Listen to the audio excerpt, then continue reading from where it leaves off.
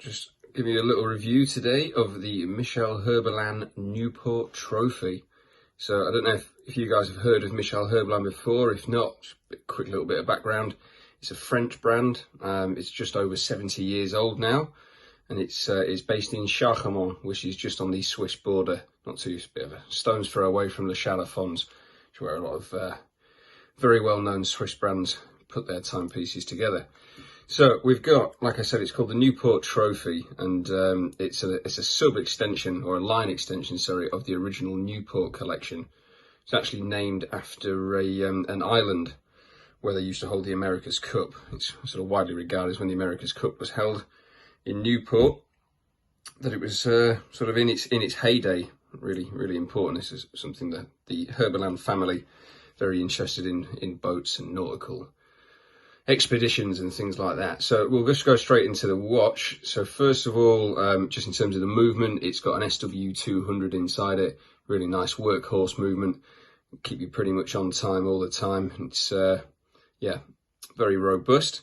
Actually, one of the nice things with this watch as well is that what you can't feel is rotor rattle against your wrist while you're wearing it, which I don't know about anybody else, but if I can feel the rotor on my wrist, put it bluntly, it does my head in, to say the very least.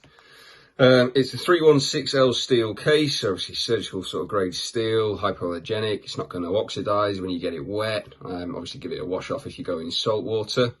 It's a 42mm case, so it sits across even a not overly big wrist really quite nicely. So it doesn't look too big, or at least I don't think it looks too big.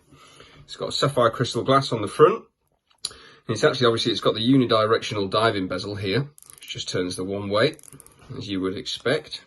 If it turns both ways, you might find yourself in trouble if you're diving. But the really nice thing about this bezel is, even though it doesn't look like it, because they've sort of given it a matte effect, it's ceramic.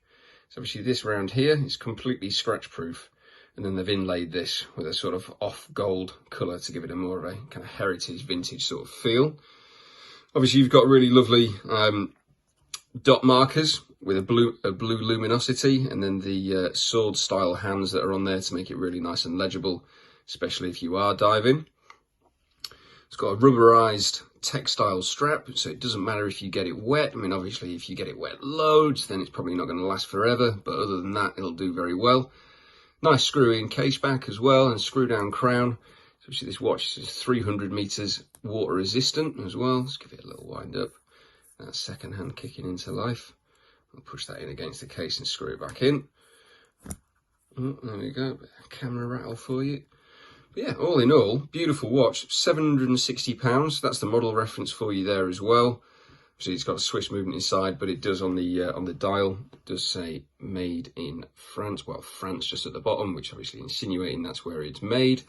All in all, lovely watch. Well worth every penny, I would say. It's £760 in the UK. Yeah, beauty. Anyway, you guys, give me a line in the comments, something like that. Let me know what you think. All right, cheers.